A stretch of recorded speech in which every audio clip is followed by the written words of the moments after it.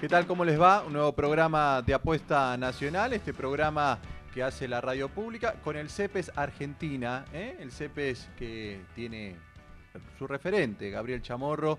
Si bien hay otros CEPES, ustedes pueden entrar a las páginas y encuentran otros CEPES, el nuestro es CEPES Argentina, que tiene esta coproducción con Radio Nacional que estamos llevando a cabo ya hace más de un mes, que es Apuesta Nacional, con un programa hoy dedicado a violencia institucional, y en este caso saludar a mis compañeros que fueron quienes entrevistaron al diputado nacional Leonardo Grosso, un referente del tema, ¿no? ¿Cómo andan Nicolás Parra y Natalia Mutuberría?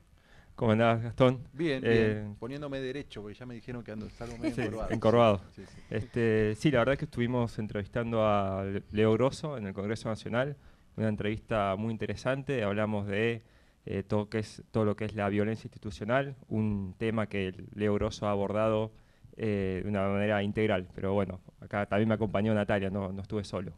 Sí, ¿qué tal, Gastón? ¿Cómo lo encontraron Nicolás? a él? ¿Relajado, predispuesto? Muy predispuesto, un tema que, bueno, que él viene impulsando, no solo desde su trabajo territorial desde hace muchos años, sino también con algunas iniciativas en el Congreso y, bueno, y al frente también de la campaña nacional contra la violencia institucional. Así que muy predispuesto y, bueno, estuvimos charlando precisamente del tema cómo se mezcla esto de la violencia institucional con la inseguridad, ¿no? Con algunos planteos por lo menos que no se escuchan tan habitualmente sobre el tema de inseguridad, cómo se cruza con el tema de las fuerzas de seguridad, que me parece que son muy atendibles algunas observaciones e ideas que Sí. el diputado Grosso da en la entrevista. Además, anticipando lo que va a ser el año electoral, el 2015, que sabemos muy bien que cada vez que hay procesos electorales, el tema seguridad, inseguridad, violencia es un tema muy recurrente en la agenda, por lo menos de los principales medios, y es muy bueno empezar a analizarlo y a desmenuzarlo, ¿no, Nico? Sí, la verdad, sobre la materia, este gobierno ha hecho realmente, o ha instaurado instituciones que son novedosas para proteger justamente a los sectores más vulnerables, que son las víctimas de la violencia institucional.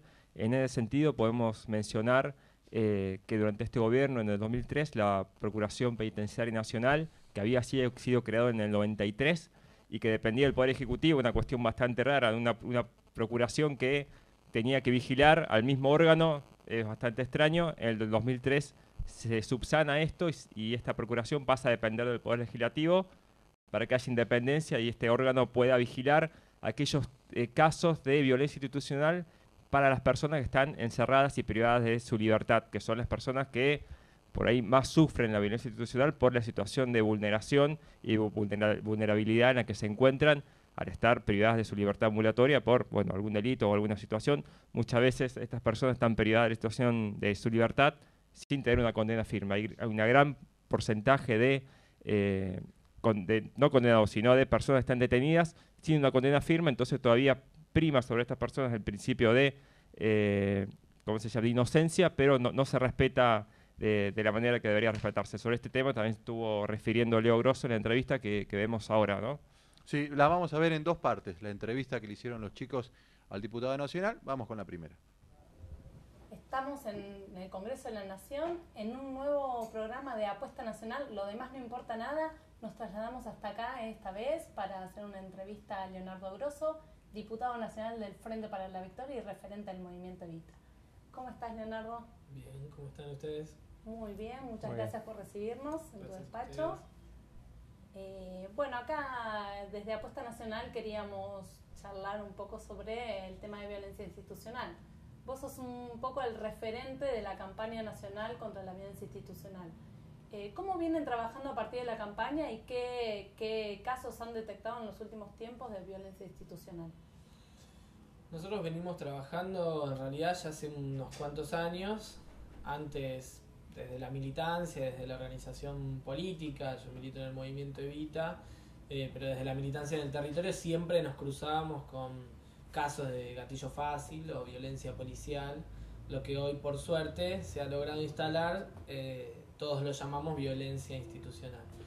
Y la verdad es que nosotros militamos desde siempre. Después, con el pasar de los años, acá en el Congreso, teniendo algunas herramientas más, y a partir de algunos casos que fueron muy trágicos, como fue la masacre de Carcova, que fue el asesinato de Franco y Mauricio, y bueno, y también resultó herido Joaquín Romero, y después al año el asesinato de Lautaro Bugato. Ahora mañana o estos días va a ser la lectura de la sentencia. Decidimos empezar a construir esta campaña con la idea de llegar antes, ¿no? Nosotros no teníamos duda, íbamos siempre, si había algún caso de violencia institucional, algún caso de gatillo fácil, acompañábamos a la familia, marchábamos, tratábamos de construir justicia, tratábamos de conseguir un abogado, hacíamos el asesoramiento, sobre todo el acompañamiento a los familiares de las víctimas y la militancia territorial para que eso no pase más y la policía pare un poco de agredir a los pibes, ¿no? Pero la verdad es que eso no nos dejaba tranquilos nosotros. Nosotros somos militantes, pretendemos cambiar nuestro país, el mundo entero, queremos un lugar donde se pueda vivir con justicia e igualdad para todos. Nosotros decimos, lo venimos construyendo hace 10 años, tenemos que hacer algo para llegar antes. Y esa fue un poco la premisa por la cual nació la campaña nacional contra la violencia institucional, que hace ya 3 años lanzamos en este mismo Congreso de la Nación, con la entonces ministra de Seguridad Nilda Garré, Julián Axat, que hoy está a cargo de el atajo, que es el acceso a la justicia por parte de la Procuración de la Nación, Gastón Chilier, que es el director ejecutivo del CELS. Bueno, y fuimos caminando. ¿Qué hacemos? Tratamos de dar asesoramiento jurídico a los familiares de las víctimas. Construimos campañas de promoción de derechos. Decimos, nosotros tenemos los promotores de la campaña contra la violencia institucional, es decir, capacitamos militantes, jóvenes, madres, vecinos en los barrios, en las escuelas, para que todo el mundo haga promoción de qué hacer si te detienen, cuáles son tus derechos, qué es lo que puede hacer la policía y qué es lo que no puede hacer, qué es lo que tenemos que hacer nosotros, a dónde recurrir si hay que hacer una denuncia. Lo que nosotros decimos promoción de derecho y de ciudadanía en general.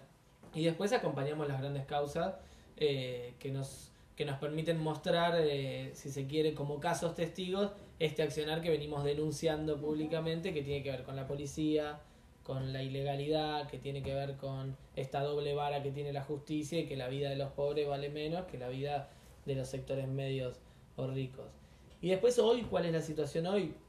Nosotros entendemos que la Argentina cambió muchísimo, que han sido 11 años maravillosos para el pueblo argentino y sobre todo para las mayorías populares. Entendemos que ese piso que hemos construido en esta década ganada nos permite dar esta discusión, porque hace 10 años o más, hace 13 años nosotros trabajábamos casos de gatillo fácil, pero en el medio de tener que atender el hambre, la pobreza extrema, generando comedores, merenderos, porque teníamos otras urgencias, los pibes se nos morían de hambre en los barrios.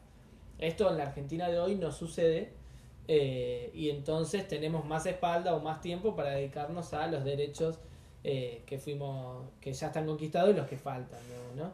Pero cada tanto vemos un reverdecer, podríamos decir tristemente, de ese accionar de las fuerzas de la policía. Lo vimos el año pasado cuando hubo un levantamiento policial en todo el país, lo vimos el año anterior con la gendarmería también en ese acuartelamiento que hicieron, que siempre buscan la excusa de los sueldos, que yo creo que hay un poco de razón, las fuerzas federales no tanto, pero las fuerzas provinciales un poco de razón en ese reclamo existe, pero eso no quiere decir que uno va a hacer una protesta con un arma en la cintura, digamos, ¿no? Eso no quiere decir que uno amenaza a la población entera con un servicio vital como es el de la seguridad, ¿no? Hay sindicatos, los sindicatos de la luz o de los servicios básicos pueden hacer paro, pero tienen que dejar guardias mínimas para no cortar el servicio, como los médicos cuando hacen paro no pueden levantar las guardias de los hospitales, porque si no la gente... Bueno, la seguridad debería ser encarada de la misma manera, y hemos tenido esos acontecimientos, creo yo, que han generado una situación, si se quiere, ¿cómo podríamos decirlo? Sí, de alteración del orden público, digamos. Nosotros lo planteamos en ese momento, hubo intentos destituyentes casi, y siempre que se acerca el verano estos sectores asoman intentando plantar la discusión. A eso se le ha sumado en el último tiempo una oposición política absolutamente irresponsable, que ha planteado la política de mano dura como la única solución a los problemas de seguridad. La expresión más clara más desagradable, si se quiere, de esa política es Sergio Massa, digamos, es el Frente Renovador, que ha encabezado una campaña juntando firmas en contra de un código, de una reforma al Código Penal, cuando no se puede hacer eso porque no es vinculante, no se pueden juntar firmas ni hacer consultas en materia penal, lo dice nuestra Constitución, pero sobre todo ha desatado a la fiera, digamos, ha desatado ese sentir, digamos, social construido a través de los grandes medios, de los sectores de poder, de que el problema de la seguridad se resuelve castigando a los más pobres, haciendo caer el peso de la violencia institucional sobre los sectores más marginados. ¿Crees que ese discurso de mano dura que sostienen tantos sectores de la oposición como los grandes medios de comunicación da, si se quiere, un cierto aire para que las fuerzas de seguridad actúen de la manera que actúan? Sin duda, cada vez que hay una ola de secuestros, decíamos nosotros cuando estaba la época de los secuestros, cada vez que hay una ola de respaldo a la política de mano dura, nosotros empezamos a detectar en el territorio mayor caso de abuso por parte de la policía, cualquiera, la policía provincial, la policía federal, las fuerzas de seguridad como la gendarmería, sienten que tienen el respaldo de la sociedad, y en realidad es el respaldo de los medios y de los grupos concentrados, digamos, y esto es lo peligroso, y por eso nosotros decimos la irresponsabilidad de la oposición, porque no tienen en cuenta los efectos colaterales que se generan a partir de esa discusión. Esta tiene que ser discusiones muy serias. El problema de la seguridad no es un problema policial, todos lo sabemos. De hecho, hay un problema policial que es la connivencia con el delito organizado. Si queremos discutir seguridad, nosotros, en vez de ir al último eslabón de la cadena y ver cómo aumentamos la pena para el pibe que se roba una cartera, o para el, inclusive hasta los pequeños narcos de los barrios, tenemos que ir a cortar la cadena desde antes.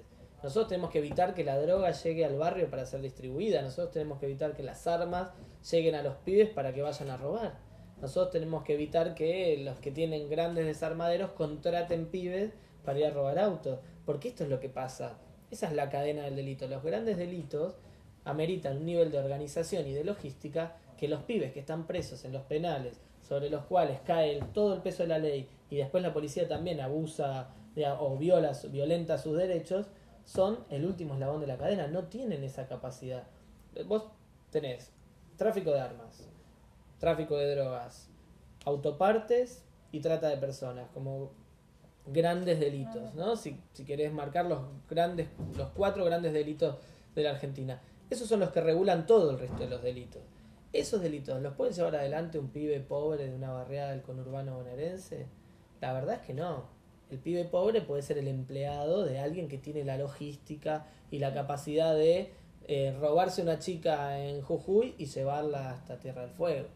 De alguien que tiene la capacidad de traer kilos y kilos y kilos de droga desde otros países, terminarla de producir acá o de preparar acá y distribuirla en 20, 50, 100, no sé, no conozco en detalle la logística narco, digamos, ¿no? Y distribuirla en los barrios para que sea vendida en fragmentos. ¿Quién roba armas? Esas armas que tanto uno ve, digamos, lamentablemente en los delitos y demás.